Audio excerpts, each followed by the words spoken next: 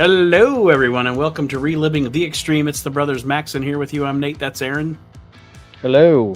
First show in a couple of weeks, and we're going to get back at it here on Reliving the Extreme. And real quick, I just want to say disclaimer. And you know me, Nate. I'm not the most political guy in the world, right? Mm-hmm. But I'm very First Amendment. Say what you want to say. Speak your mind. We should all be able to say it. And what happened today disgusted me. And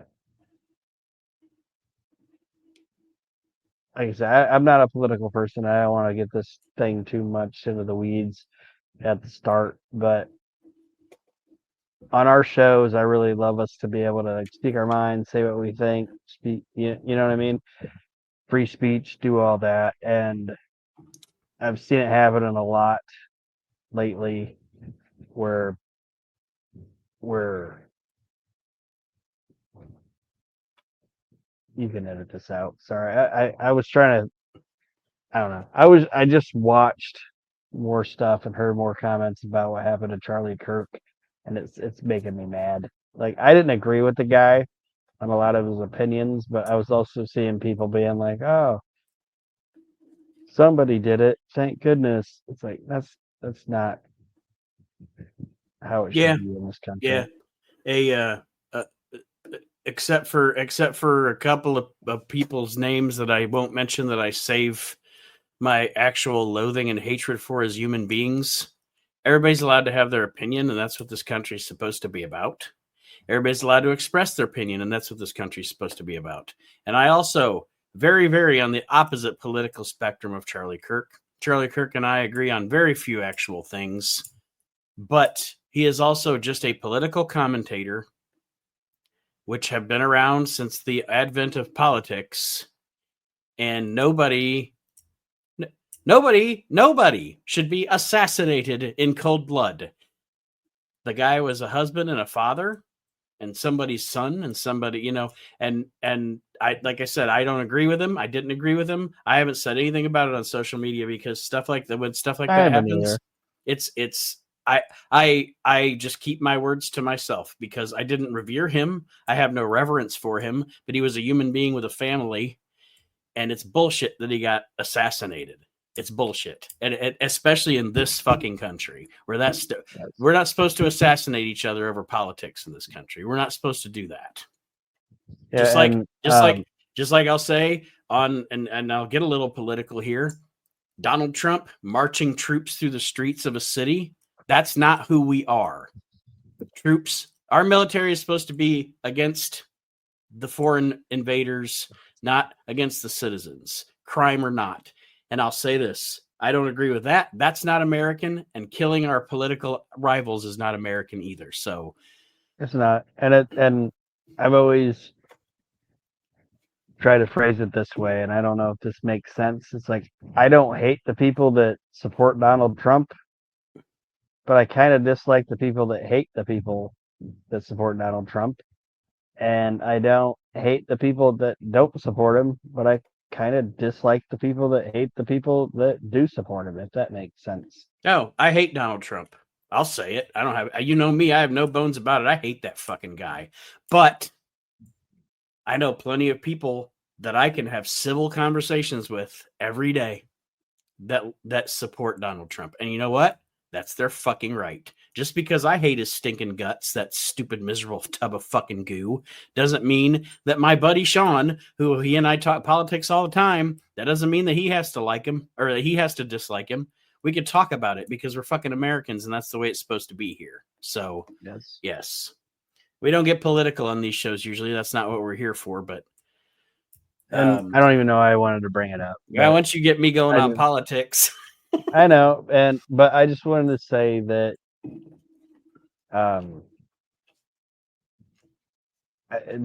today I was like, man, this is another day to be disgusted by. Well, and it's another what's day to going be. on right It's now. another day to be disgusted because today we also had the 434th school shooting since Columbine. So can we do something Yeah. about that too? You know what I mean? Like Jesus Christ. Anyway, let's go back to the 90s. Yes. Let's go back to 1997 with simulated violence. It's May 6, 1997 episode of ECW Hardcore TV. I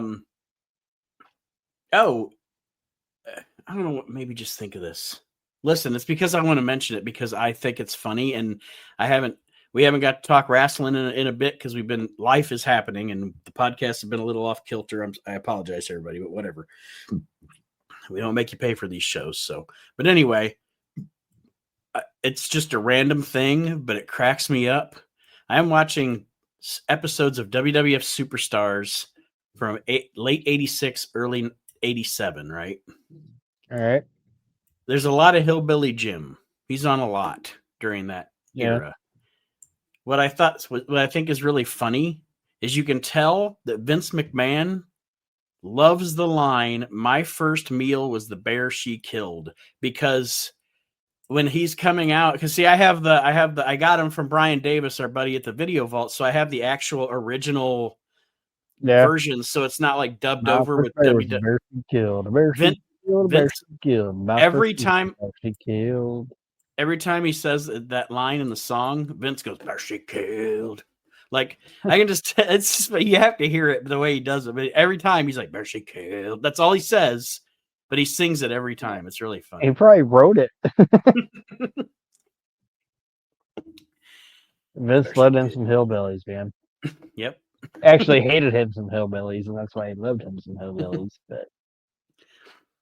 But sorry, I got us off a different topic again, but May 6, 97, Hardcore TV, ECW. They open up. We are in Asbury Park, New Jersey, and apropos in the audience at ringside is Bam Bigelow. And we don't really get to hear much of what Shane Douglas is saying, but they show us that Shane Douglas is kind of putting the bad mouth to Bam Bam at the beginning of this show. Bam Bam is back. Yes, he is. And part of me wonders if, because this is, you said May 6th, May 6th, 97, and he would have probably left when? Left ECW? WWF. He left WWF. He left the WWF in November of 95, and we saw him a little bit in late 95, early 96. November, December, January, February. Like, I was just trying to wonder if, like, he had to, like, maybe wait out a no compete. I don't think so, because it's been a lot of months. No, like, usually, like, no competes usually like 3 months. No, he wasn't waiting out any. He wasn't waiting out any because this is May of 97. He left the WWF in November of 95. All right. Okay, maybe because his last match in the WWF was at Survivor Series 95 against Goldust. Okay, because I was just wondering because like there was a point where he showed up and he appeared, so maybe it might have been. The only thing I can think is maybe he was in Japan. I think he did do Japan in the interim, I believe. So it's like, should I leave this guaranteed money in Japan to work like 3 months and make however much and go to ECW, or just wait till my Japan money runs out? I'd probably wait for my Japan money to run out. So that's probably what it was. But anyway. Yeah, he's back now, and I think as of now, we'll get to it at the end of the show, but I'm pretty sure we got Bam Bam in ECW now until he jumps to WCW in late 98. Yes. They open up the show with highlights of a triple threat tag team match. The Gangstas, I guess it's a triangle match because it's elimination. It's not a triple threat, but it's the Gangstas, the Dudleys, and the Eliminators for the ECW Tag Team Championships. They loved to do this match, didn't they? I'm not saying it was bad. Yeah. Man, they love this match. Yes, they do, and that's kind of what we said before. Like ECW was still a national brand, I guess, for the most part, but it was still a independent promotion. Mm-hmm. So they still had to give the fans that thing they wanted. Like, I don't know if that makes sense, but like, it's still a national brand, but you still want to give the people what they want to see week to week to week to week, or Mm-hmm. house show to house show to house show. Yeah. So Oh yeah, yeah. And it's always, like I said, it's always a great match. I'm not complaining. I'm just saying this, and they do this in. I mean, they do it in every promotion. yeah, You find a thing that works, you fucking roll with it. How many times did Brett fight Owen? You know what I mean? yeah.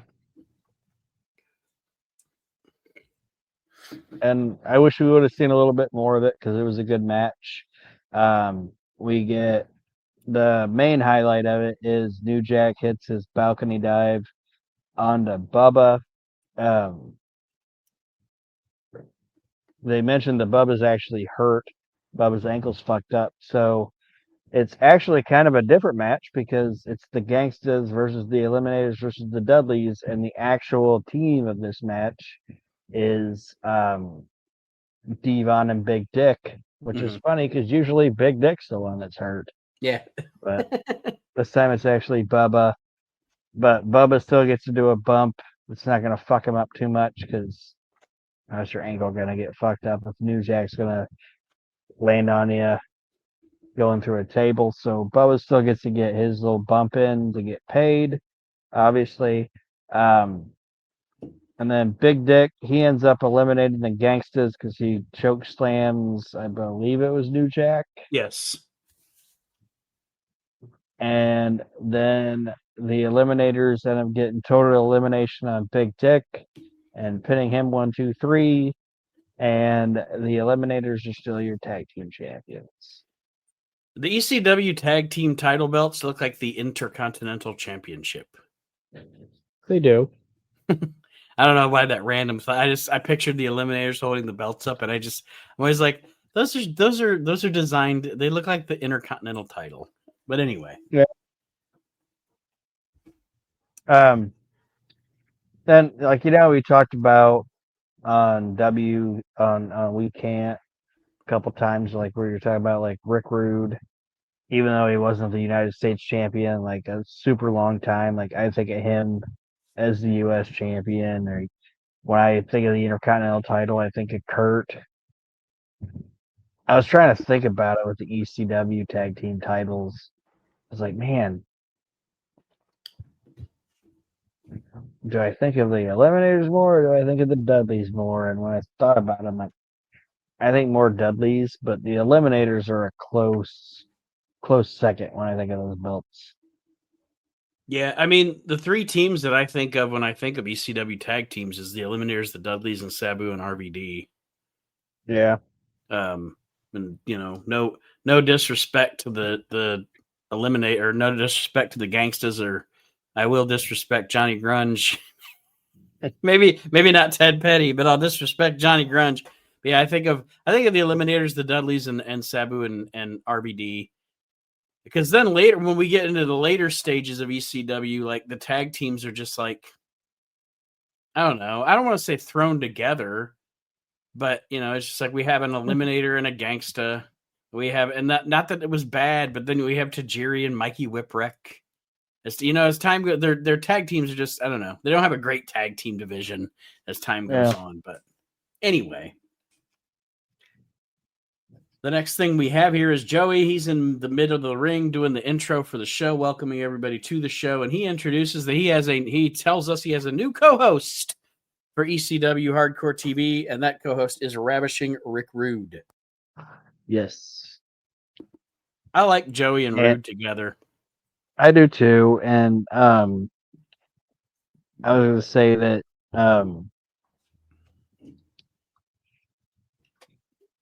the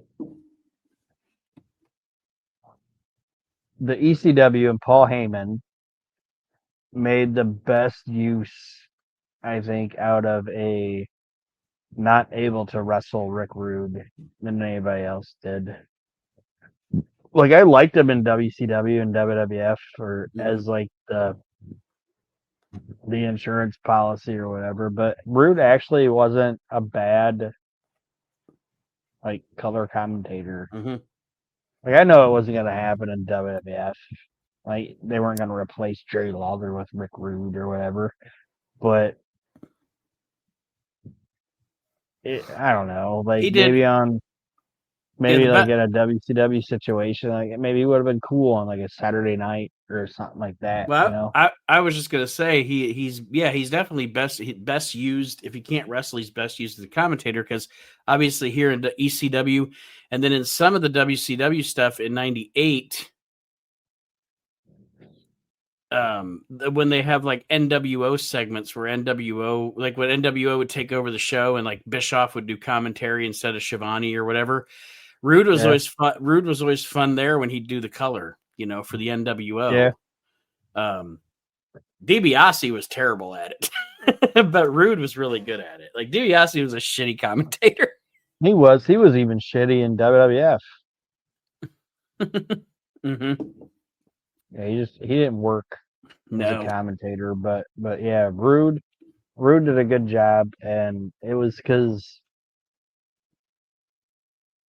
he put some stank on it and put his opinion in there, and was, I don't want to say it, like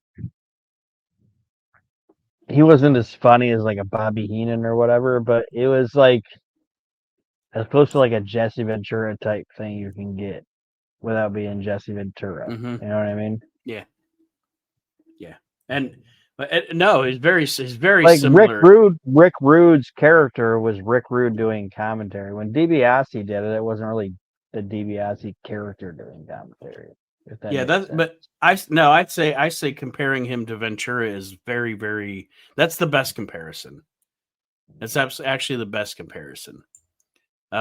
Because he'll give his play-by-play guy a hard time. He makes some funny jokes. He kind of flips between serious and non-serious depending on the situation and what's going on. Yeah, and unless he really hates the guy, he's not really a heel. Yeah. That's one of the things I liked about Jesse. Unless it was like he didn't like Hogan, he didn't like Warrior. But like if it was like I don't know, like Tito, he might call him Chico Santana, but he'd still say Chico Santana's hell of a talent. You know what I mean? Like that type of thing. Well, like you and I have discussed before, one of my absolute favorite things ever is the fact that they decided they wanted to do that second interview at WrestleMania 2 and have Lord Alfred interview Hogan because when Jesse interviews him, Jesse just totally shits on him the whole time. Like, it's just such a contentious interview that Vince was like, we got to have somebody will put him over, interview him. Well, that was a big mistake having Ventura interview Hogan. What's Hogan gonna do? Beat him up? Like Jesse might be able to fucking handle himself. But Rick Rude comes out. Him and Joey talk about Shane Douglas and Bam Bigelow briefly, and then they show us quick highlights of Wayne Kanamura defeating Kevin Quinn, who at this time Kevin Quinn was kind of a big deal on the indie scene. I remember him like in the magazines and stuff, and nothing ever really happened with him, I don't think. But he was one of those indie darlings back in '97. I think he was like a. Was he in that light tournament that WWF did? Possibly. I remember it. If I'm wrong, you can tell me. But I remember reading his name in those like Super 8, with those ECW Super 8 tournaments or whatever. Mm-hmm. Like that's where I remember seeing him. Yeah, I can't remember if he was one of the guys in that, because the WWF's initial light heavyweight title tournament was kind of underwhelming. It was like Flash Van again and Devin Storm, and those guys didn't suck. But it No. was just like, As far as star power goes, it was like, yeah, WCW's definitely got the fucking lock in on the cruiserweights. yeah, The Fantastics, who had never wrestled in the WWF, just wrestle each other. yeah. Like it was just them doing something that I don't know. It was Vince. There's like two things that Vince did that he thought he had to do because the other company was doing it, and he didn't know how to do it, and it was the luchadors and cruiserweights. Yeah. Either go whole hog or don't do it, man. Mm-hmm. Because you got like fat cruiserweights, that ain't gonna work. Yeah. Well, like I shouldn't say fat, but you know what I mean. yeah, and a luchador thing, instead of having luchadors and introducing them as wrestlers and telling their story and everything like WCW did, he just said, "Here's everybody from AAA. We're not gonna tell you who they are, what they. Here's just everybody from AAA in 8 and 6 man tag team matches, and everybody has one of two themes when they come to the ring." And then we're just gonna. When that doesn't work, we're just gonna job them out. That'll work. So then we have the Rude Cam. They're gonna be talking about the Rude Cam is trying to get the scoop on what's going on with Stevie Richards. They show us the footage of the stuff last week with Stevie and Raven. The Rude Cam catches up with Blue Meanie, the blue guy, and he says he needs 5 minutes to talk to Stevie without any interruption. This is him being serious, blue meanie. Yes. Sorry, guys. Which is ridiculous because it's like he's like, sorry guys, just give me like 5 minutes. But he's still wearing his fucking coochie cutter shorts and his belly shirt. Like, what's going on? He's stupid. So then we come to the next match on the show, and it's Tommy Dreamer versus Corporal Punishment. And I wish Chad was here because we were going to get back into the Corporal Punishment conversation. I wanted to ask him more about because he knows the dude. One thing that I noted about Corporal Punishment is it doesn't do anything offensive in the ring or anything, but for some reason his outfit doesn't work because to me it's too big. Like it's kind of poofy for I don't know, whatever. That and why's he got face paint? Yeah, it doesn't even look like fatigue face paint. It's like he looks like the corporal. It's like Ultimate Warrior face paint. I don't know. Corporal Punishment sucks. I know we all shit on Dreamer. You guys shit on Dreamer a lot, and I'm not a big fan of like his ECW promos or whatever. But I don't hate Tommy. And this match is what it was. But I actually like his little side feud of Louie Spicolli. Yeah. I like him and Louie working together. Well, I always say that I think like for me, I don't the Tommy Dreamer sucks thing is kind of a gimmick on the show here. Let's be honest. And yeah. I think I don't seek out Tommy Dreamer matches, but if a Tommy Dreamer match is on, I'm not offended. My biggest complaint about Tommy Dreamer, honestly, is I always say it, the community theater stuff. Like his promos, it's so fucking cheesy and hokey, and it's too much. It's too much. That's what I'm saying. I get that, but like, I understand why that building liked that guy. Oh yeah. You know? Like every building, and like I said earlier, we could say, oh, ECW is like the third promotion in the country or whatever. But at the end of the day, it's still a indie fed. You know, like when you and I used to go to the fucking Armory or whatever in Lima, and there'd be like those one or two guys who are like, hey, that guy, like at Metal Ass or whatever his name was. It's like, well, that guy's over because he hit with that crowd, you know. Or Dusty Dillinger he was over in Lima because he was from Lima, and people knew him, and they had a cigarette with him outside of the fucking building. Yeah. And they saw him at the fucking Walmart or whatever, you know? Yeah. Like, Tommy was over with that crowd because they had seen him since fucking 93. But anyway. And I think the ECW fans, like especially the ECW arena crowd,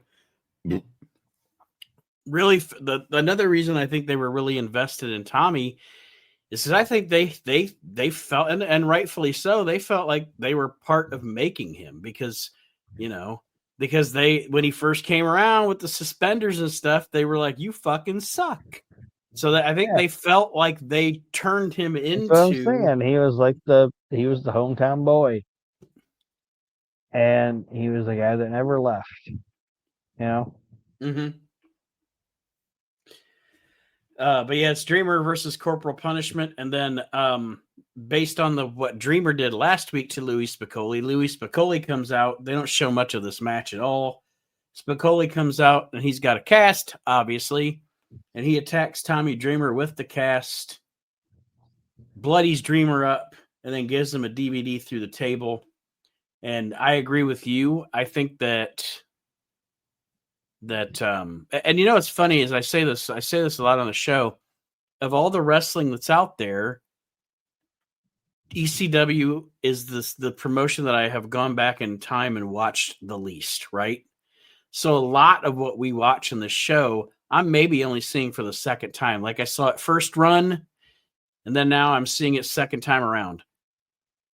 Spicolli's ECW run is much longer. Fantastic. It's much longer, much better, and much more effective than I remember it being. Yeah. And I like his feud with Tommy, where he's like at first he was like, "Oh, I love you, Tommy," and he's like doing all that shit, and then and then he starts like mirror imaging him and all that. I enjoy it. And I really do think that's another one of the reasons that I like doing this show, is because I'm actually watching, like, a lot of the stuff we watch for the shows. And I'm not saying it's not cool, but a lot of stuff we watch for We Can't Wrestle, a lot of it is stuff that I've watched many, many times. You know what I mean? Yeah. But with ECW, there is stuff where I'm like, man, like it's almost like I'm watching it for the first time, even though I saw it 30 years ago or whatever. Like, there's just a lot of shit that I don't remember. And Louie Spicolli's run is one of those things, and it's awesome. And I like this. Yep. This was very effective.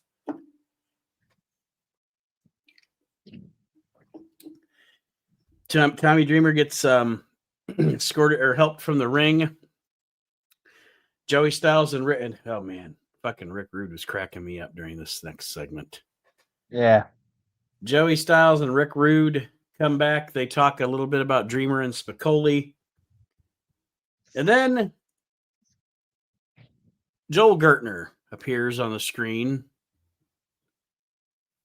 looking sweaty and fat. And Joel says he's Joel Buns of Steel Gertner. And he, for the first time that I remembered, you can tell me if I'm wrong, this is the first time that he's accentuated his outfit with the neck brace. Yes, that I can remember. Yes. Yeah. And he's gonna wear it for 5 years, probably. Yeah. And he was like, Bob Orton Jr., hold my beer. I'm gonna. Yeah.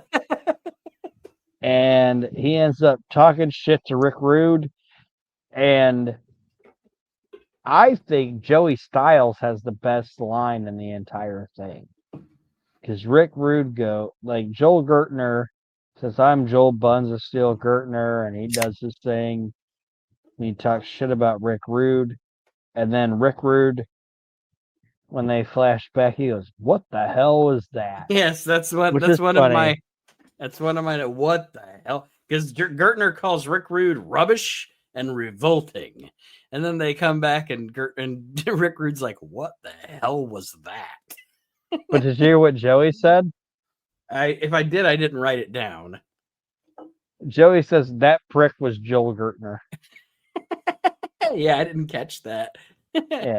Rude goes, "What the hell was that?" And Joey goes, "Yeah, that prick was Joel Gertner." I thought that was funny that he called him a prick, which is not the most offensive thing that you can call somebody, but is one of the funniest things you can call somebody. Like, I've lived my life for a long time, and one of my favorite things, like, is when somebody's just like, if you don't know somebody or you just see somebody, you're like, "Oh, look at that prick." Like, I don't know why prick is such a funny thing to call somebody, but it's just like, yeah, fucking prick. It's a good one. My two favorite insults are two. Number two would be to call someone a nincompoop, and number one, I don't know. I'm very nice. Or what do I say? I'm very basic, I guess, because I just like to call somebody what a fucking idiot. I like calling people a prick, and I do like calling somebody a scumbag. Fucking scumbag. I love prick nincompoop, is fun. man. Nincompoop's funny. Yeah, scumbag is one of my, like, I don't know. I love calling somebody a scumbag, but I love when Joey Styles like that prick was Joel Gertner, and then Gertner promises that there's. Oh, go ahead. Sorry. I was just gonna say one of the other best insults ever in wrestling history. I think it's in that Blackjack Brawl thing. Maybe I don't remember, but sometime I don't know what it is, but sometime Bruno Sammartino goes, "You piece of slime." I don't remember what it's from, but either "You piece of slime." Anyway, sorry. I'll tell you. Thinker, not a stinker. Fucking what's that guy's name? Shit. I can't remember now. Doesn't he fight a Guerrero on that Blackjack Brawl? Jack Armstrong? Is it Jack Armstrong? Yeah, Is Jack that Armstrong and Hector Guerrero comes out and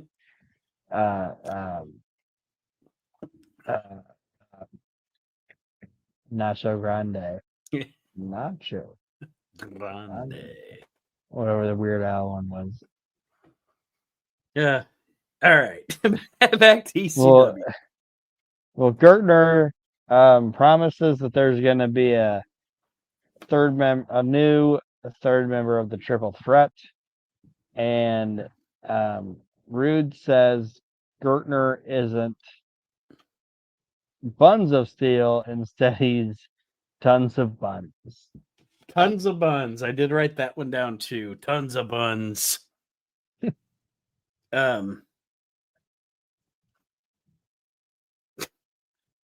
Gertner and Rude.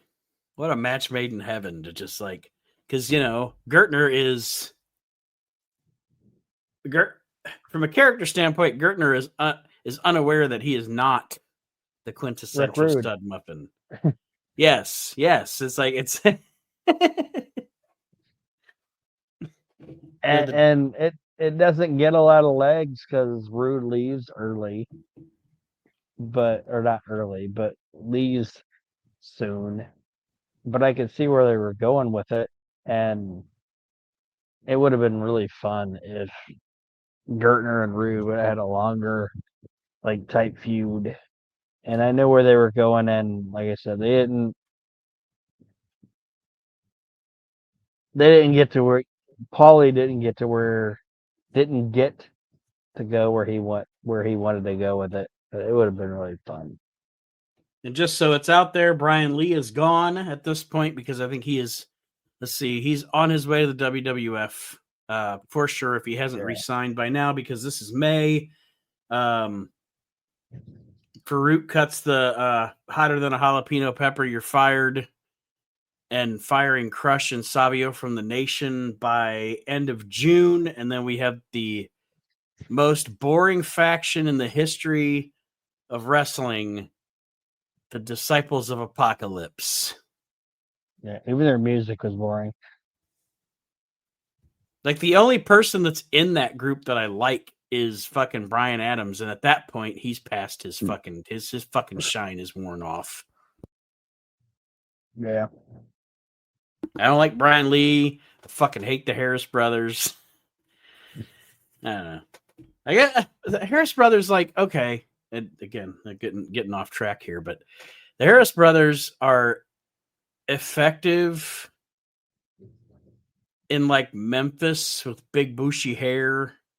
They were effective in ECW with the walking brawls and stuff, I guess. But man, they have, as far as like being 8-Ball and Skull and stuff for the WWF, they are fucking boring and worthless.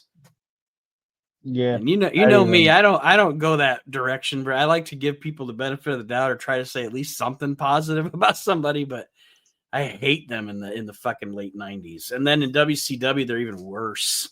The fucking creative control thing and everything. Oh, God. I don't like him there. I don't like him in any incarnation.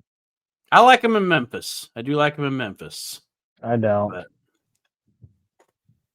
now, as people, they're complete pieces of garbage. You know what I mean? Like, whatever. But we try to separate the art. I've never met them. I've never met them, but I'm talking about the fact that they're fucking Nazis and shit. But anyway. Oh. Big bushy head Nazi? That's kind of funny. Yeah, because I think which one, I don't know if it's Ron or Don, but one of them had the fucking SS thing tattooed on their arm. I had to cover it up or whatever because, you know, WWF didn't want that on TV. We should have teamed him with Ludwig Borga then. The land of milk and honey. Down here, it just smells funny. Smells funny. I'm thinking about a big bushy head Nazi. I don't know why that's funny to me. Goose stepping. A carrot top Nazi. I have props. But yes. All right. Gertner and Rude. And then Gertner kind of gets like Rude's fucking roasting him, and Gertner gets all flustered about it and everything, and then just starts stripping because this is ECW. Yeah. So he's going to show what he can do. And jiggle. It was funny. He can jiggle. That's what he can do. Yeah. And Joey's like, oh my God, that's gross. And then the Rude Cam shows Raven Tuss and Blue Meanie out of the BWO locker room. So we don't know what's going on with that. And then we get another funkin' memory, which is the Shane Douglas, Terry Funk ballroom brawl, which is a legendary ECW moment. Yeah, I'm not gonna other than knock on any of that. It's kind of wild because other than flashback footage, we haven't seen Terry Funk on the show since Barely Legal, and he's the champion. Yeah, it's kind of wild. Like not even a promo. Yeah, I don't remember. Did they? Oh, excuse me. Jesus Christ, Nate, spit it out. Have they even ever shown him like do like a promo with the belt yet? I don't think they have like a promo about winning the belt. No, his horse is sick.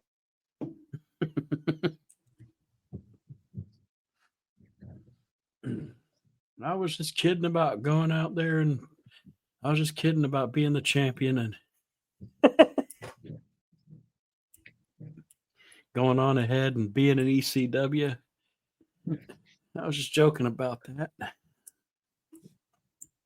But now we're gonna get there, and he's gonna have a lot of thing with Candido coming. Oh yeah, yeah. I just thought I think it's wild that he won the title over like almost a month ago, and we haven't seen him on the show proper at all. Just crazy. Like I figured they'd at least have recorded a promo after the pay-per-view with him talking about being the champion. Yeah. But anyway.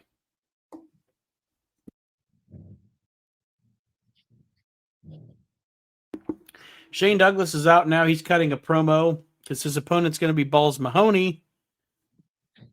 But he says if Balls Mahoney brings out a chair, He's walking. He's out. He wants nothing to do with the chair swinging from the chair swinging freak, pretty much. Yeah. And then I put Tommy Dreamer is outside by the water being dramatic. Yeah, I was kind of hoping fucking Mark Lewin was gonna like run up behind him, but it didn't happen. Some Kevin Sullivan, Mark Lewin, ECW, but yeah, it was stupid. Tommy being out by the ocean, he was like, being over dramatic Tommy, and it didn't work. And then Balls comes out with the Kevin Sullivan's too busy right now in ECW, booking himself like this beautiful black woman just loves little Kevin Sullivan. Yeah. And then Balls comes out with a chair, and Douglas goes to leave, and they're doing some like old school. I don't want to say Memphis, but they're doing some old school wrestling shit where the heel goes to leave, but then he comes back because he doesn't want to like come off too much like a puss. And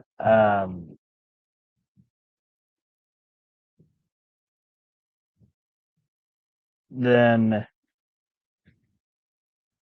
he says if he doesn't lose a chair, he's gonna not fight him. And then Jeff Jones comes out and tries to tell Balls to go back, and for no reason, Balls says Jeff Jones, and then Jeff Jones goes down. I put down in my notes, Balls Mahoney wastes Jeff Jones with a chair. Okay. I was like, yeah, he hit him for no reason.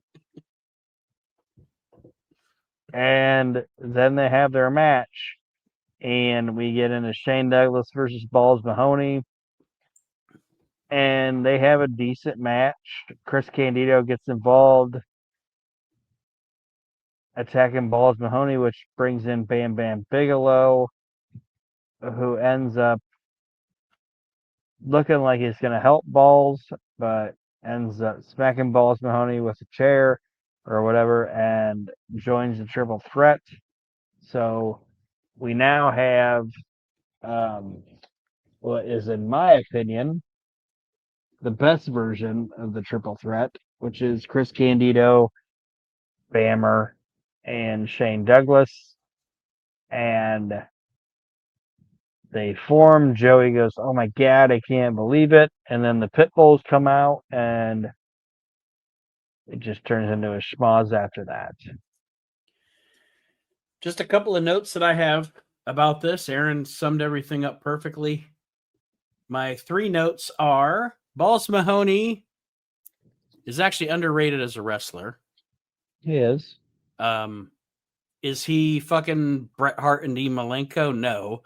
But as far as a worker who can work kind of a hard style and have a good match, or go the opposite direction and work hardcore and just give you a fucking chair swinging freak like his character is, underrated performer. I enjoy Balls Mahoney.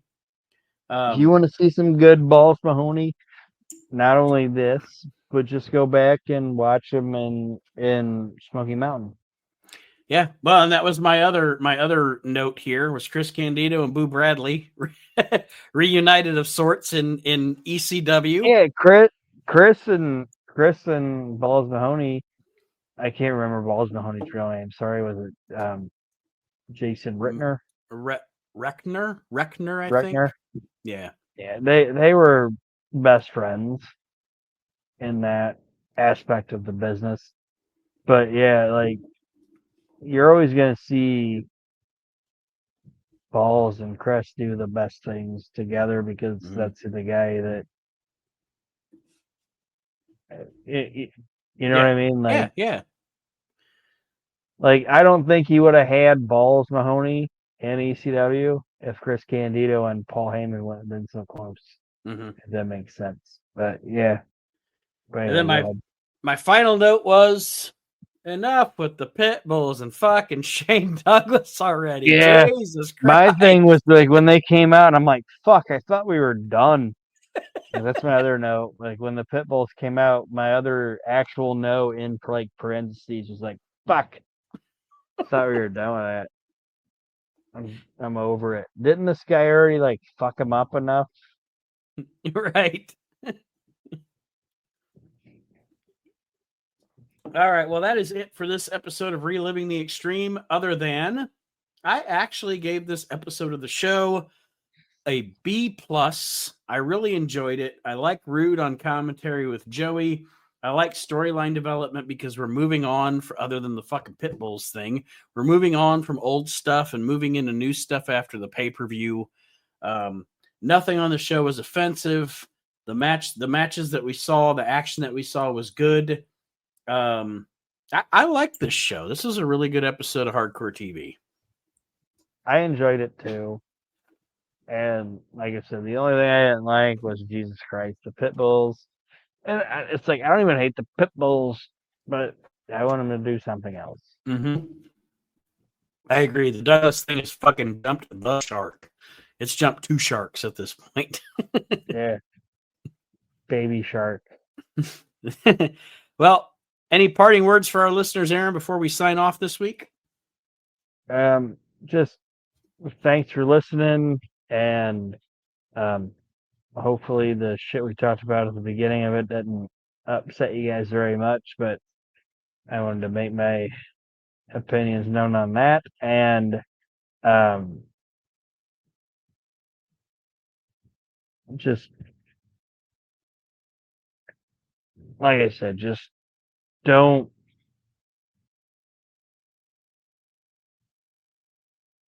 hate people's opinions.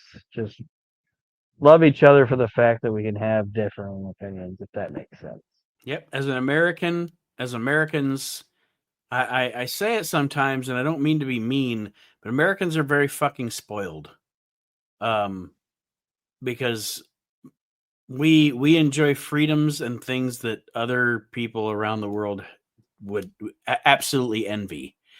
And the way things are going right now, honestly, and again, like Aaron said, I don't want to get too political. We are on a slippery slope right now because this experiment that we have that is unique in the history of our planet, we don't, as much as everybody wants to like own each other on social media and shit or whatever, you got to be careful because I'm just saying, as Americans, we are fucking spoiled.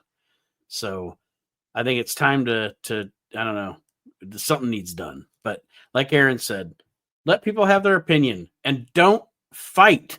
Debate is good. Discussion is good. Conversation is good. Fighting about your political ideologies is fucking stupid. That being said, we will see you next week on this wrestling podcast, Reliving the Extreme. May 13th, 1997 is the next episode of Hardcore TV we will be discussing. And we're hoping that next week we'll be back on our regular... Things just keep happening. We're hoping that next week we'll be back on our regular schedule with both this show and We Can't Wrestle. Well, that was the hope. And then I get a thing in the fucking mail saying I have to do jury duty next week. So we'll see what happens. I don't know. But we'll definitely be back as soon as possible with more Reliving the Extreme. We'll see you next time, everybody. Alvieder Zane.